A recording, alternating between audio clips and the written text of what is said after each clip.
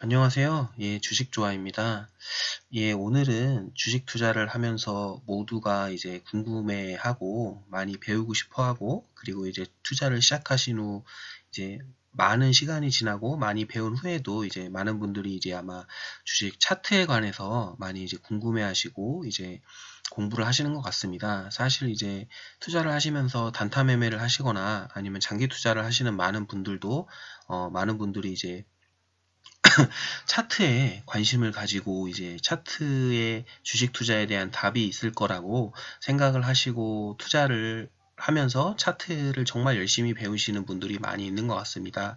개인적으로 제가 운영하고 있는 블로그를 통해서나 또는 여러 번 말씀을 드렸지만 저는 개인적으로 차트를 중요하다고 생각하지는 않는 사람입니다. 아무래도 기업의 가치나 그런 것들이 더 중요하고 차트는 어떻게 보면은 크게 의미가 없고 보조지표의 수단으로 보조지표라고 하기도 그렇습니다. 저 같은 경우는 그냥 제가 어떤 회사에 대해서 투자를 할 때 대부분 아마 70%, 80%, 90% 이상이 회사에 대한 뭐 재무제표 분석이나 이런 것들을 통해서 매수와 매도의 판단을 하고요. 아마 그런 매수와 매도를 판단을 하는 데 있어서 뭐 저도 사람이기 때문에 10%, 20% 정도 뭐 어떨까요? 그냥 추세를 본다던가, 이 회사에 대한 사람들의 현재 심리는 어떠한 상태인가 라는 정도를 확인하자는 관점에서 사실 주식 차트를 바라보고 있습니다.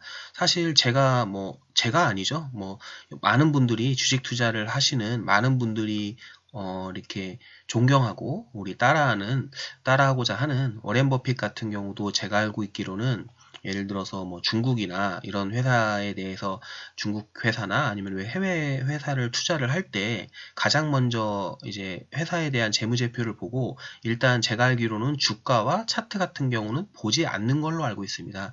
보지 않고 이제 이렇게 회사에 대한 분석을 한 후에 내가 생각한 워렌 버핏 본인이 생각한 회사의 적정 가격은 얼마 있는데 그 이후에 이제 회사의 주가와 차트를 확인해 보는 거죠. 이제 그런 이후에 이제 뭐 내가 생각한 가격보다 과연 실제 주가가 싸게 형성되어 있나 또는 뭐 비싸게 형성되어 있나 이런 식으로 투자를 진행할 만큼 뭐 워렌 버핏 같은 경우도 차트나 이런 회사의 그런 흐름, 주가의 흐름 같은 것들은 크게 중요하게 생각하지 않고 매매를 하는 것으로 알고 있습니다. 저 같은 경우도 개인적으로 차트 같은 경우가 이제 제가 매매를 하는 데 있어서 뭐 크게 뭐라고 할까요? 판단에 큰 수단이 되진 않거든요. 하지만 개인적으로 해서 그렇다고 해서 모든 차트를 다 무시해야 한다. 뭐 이런 것들을 이야기하는 건 아니고요. 이제 저 같은 경우는 그 회사의 가치를 분석하는 게 더 우선시한다. 이런 것들을 말씀을 드리는 거고요. 뭐 그런 것들이 이루어진 이후에 그냥 시장에서의 이 회사에 대한 평가나 사람들의 그런 회사에 대한 시각 이런 것들을 확인하는데 오히려 더 초점을 맞춰서 뭐 해석을 하고 있습니다. 아무튼 그래서 제가 이제 블로그나 이런 분들을 통해서 이런 것들에서 통해서 언급을 드렸던 게 이제 차트 같은 것들은 무의미하다. 크게 뭐 배워도 의미가 없다. 그리고 이제 그런 것들을 말씀을 많이 드렸는데요. 이제 그 말의 의미는 솔직히 말씀드려서 차트에 의한 매매를 하지 말라고 말씀을 드린 겁니다. 뭐 물론 이제 저 같은 경우도 뭐 회사에 대한 가치를 판단하고 매도에 대한 판단이 섰으면 차트를 보긴 합니다. 왜냐하면 이제 매도에 대한 판단을 한 이후에 시장의 분위기가 정말 어떤가, 이 회사에 대한 시장의 분위기가 어떻고, 내가 싸다고 생각하긴 하지만 과연 이 회사의 주가가 더 떨어질 것인가, 아니면 왜냐면 더 떨어질 거라고 차트 모양이나 이런 것들이 예상이 되면 물론 이제 그걸 신봉하진 않지만 이제 그런 것들을 이제 매수를 할 때 분할 매수의 기간이나 뭐 어떤 횟수 정도를 판단하는 데 있어서 차트를 참고하긴 하거든요. 이제 그런 면들에 있어서 참고를 하고 있기 때문에 차트를 아예 무시하고 아예 안 본다고는 할 수 없는 것 같습니다. 다만 주식 투자를 하는 데 있어서 매수 및 매도의 근거가 차트는 아니라는 것을 말씀을 드리는 것입니다. 아무튼 뭐 영상이 좀 길어졌는데요. 특별히 특별히 제가 하고 싶은 말씀은 그래서 이제 유튜브나 이제 제 블로그를 방문하시는 분들에게 아마 제 유튜브나 블로그를 방문하시는 분들은 뭐 솔직히 주식에 대한 어떤 되게 엄청난 전문적인 지식이나 어떤 뭐 특별한 스킬이나 뭐 어려운 스킬들이나 이런 것들을 기대하고 방문하시는 분들은 없을 것이라고 생각합니다. 없으실 거라고 생각을 하고요. 아마 제가 이제 블로거나 이런 것들을 봐도 댓글이나 이런 것들을 봐도 아마 이제 되게 제가 블로그나 유튜브를 만들면서 이제 만들면서의 취지였던 되게 그러니까 주식에 대해서 처음 시작하시고 이렇게 아무것도 모르고 이렇게 배우시는 분들에게 조금 도움이 되고자 이제 차트에 대한 아주 기본적으로 알아야 되는 그래도 이제 아무리 그래도 장기 투자나 가치 투자를 한다고 하더라도 이 정도 차트 정도 지식은 그래도 알아야지 알아야지 그래도 이제 다른 사람들과 대화를 할 수 있고 어떤 팁이나 이런 것들에 대해서도 언급하는 용어들을 알아들으실 수 있지 않을까라고 해서 그냥 제가 아는 선 안에서 차트에 대한 설명을 한번 해드리고자 합니다. 그리고 사실 제가 차트를 이렇게 예전에는 주식 투자를 처음 하는 때는 뭐 영상 강의들 같은 것들도 정말 뭐 많이 찾아보고요. 시골의사 제가 예전에 블로그를 통해서 뭐 추천드렸던 시골의사 박경철 님이 뭐 해주신 뭐 3, 40강짜리 동영상 강의도 보면서 차트도 배우고 여러 가지 책들이나 뭐 여러 가지 뭐 카페나 이런 것들도 다 찾아다니면서 그거에 대한 용어나 이런 것들을 다 차트에 대한 것들을 배웠는데요. 사실 뭐 거의 다 이제 왜냐면 사용하지 않기 때문에 그때 배웠던 지식들이나 이런 것들을 다 까먹었던 것 같고요. 그래서 이제 차트에 대한 엄청난 정확하고 뭐 이런 공식이나 의미 그리고 또 어떤 것들이 뭐 정확하게 의미하는 바 같은 것들은 예를 들어서 조금 떨어질 수가 있다고 생각합니다. 예를 들어서 뭐 많이 있거든요. 예를 들어서 지금 보여드리는 화면에서 봤을 때도 뭐, 뭐 예를 들어서 영망지형이라든가 이런 모양의 캔들 차트는 어떤 형태라고 불리우고 뭐 쐐기형이라고 불린다던가 그 다음에 또 뭐 이렇게 빨간색 정도의 이제 뭐 이런 캔들 빨간색 양봉 차트가 벌어진 후에 이렇게 갭으로 뭐 하락 캔들 차트가 발생할 경우에는 뭐 이런 거마다 다 이렇게 무슨 이름이 있습니다. 이름이 있어가지고 어떤 걸 의미한다 이런 것들을 다 나타나거든요. 그러니까 한마디로 지금 뭐 제가 지금 주식 투자를 처음 하시는 분들은 차트에 대해서 모르시는 분들은 얘가 지금 무슨 얘기를 하나 하실 건데요. 한마디로 여기 지금 이렇게 차트가 이렇게 그려져 있는데요. 요거 또는 요 구간, 요 구간, 요 구간, 요 구간, 뭐 이런 세세한 구간마다 이런 모양의 배열마다 다 이제 어느 정도 의미가 있고 그거를 뭐 해석하는 것들에 대해서 뭐 차트에 대해서 많이 수급이나 이런 거에 대해서 많이 설명을 해주는데요.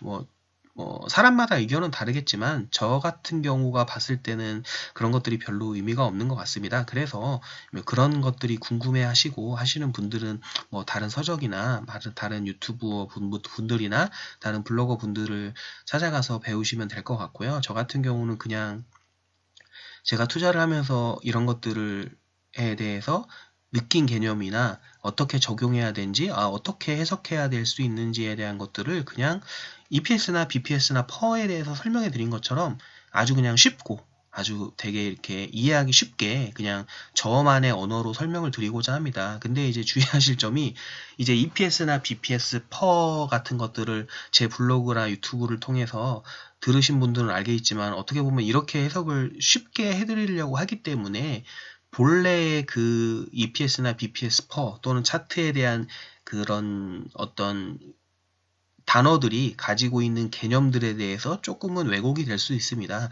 하지만 저는 전반적으로 그런 것들이 뭐 왜곡된다고 해서 크게 의미가 달라지지는 않는다고 생각하고요. 그리고 이제 초보자들 분들이 이런 개념들에 대해서 배우는 것보다는 배울 때 있어서는 뭐 정확성도 중요하겠지만 어느 정도 그래도 이제 한번 들으시고 어느 정도 이해가 되시고 다음에도 이제 이런 개념이었다라고 계속 생각이 나셔야 되는데 그거를 이제 그냥 이론적인 것들과 정확한 개념을 너무 따지면서 하시면 좀 까먹고 뭐 아무 의미가 없이 배우고 공부한 시간들이 아무 의미가 없이 흘러가는 부분들이 많거든요.